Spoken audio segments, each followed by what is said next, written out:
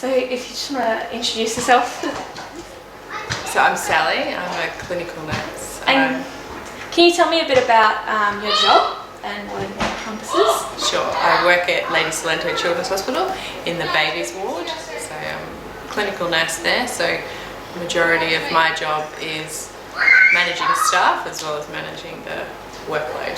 Okay, so communication in your profession would differ between who you're talking to, so whether it would be a patient, a colleague, a young child, an older person. Can you tell me a bit about how the skills that you use differ between those different types of people? Okay, I think the basic skills of communication would be the same across the board. So whether you're communicating with staff or families, you would always be clear and concise in your communication.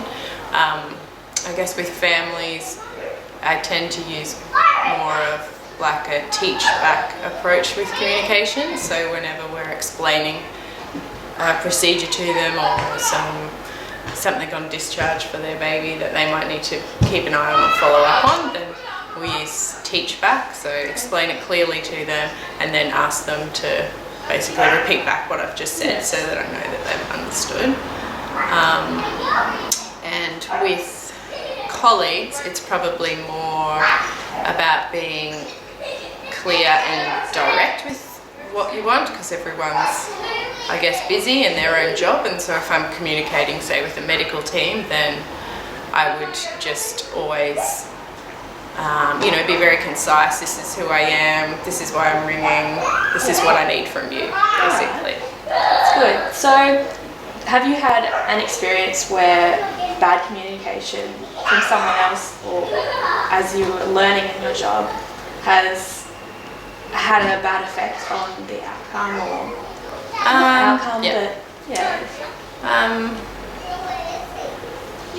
Probably more like an everyday example of poor communication would be, say the doctors have done a round and they haven't communicated directly with the nurse looking after that patient, so they haven't given us the exact instructions for that day, and so it might prolong the patient's stay or their course of treatment because we haven't received that communication from them, and then it's just... So you would suggest being clear, concise and proactive. Yes. Is a good communication skill. Yep. And would you have any tips for a student nurse coming in to their clinical practice on communication with their buddy registered nurse or anyone in general, patients? So for student nurses, I would say the most important thing with communication is to just be really honest about what they are understanding and what they're not understanding, because probably they'll be given a heap of information very quickly and they need to kind of take that away and decipher that. So just be clear, like, I think I understand what you want me to do, but can I just check that this is what I actually need to do? The other things would be, I guess, communicating within like a multidisciplinary team.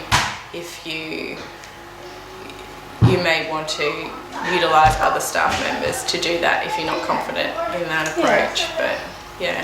One last question. With nursing being such a multicultural occupation, you're dealing with patients from different cultural backgrounds, different societies. How does your communication differ between someone of a different, say, social upbringing to you?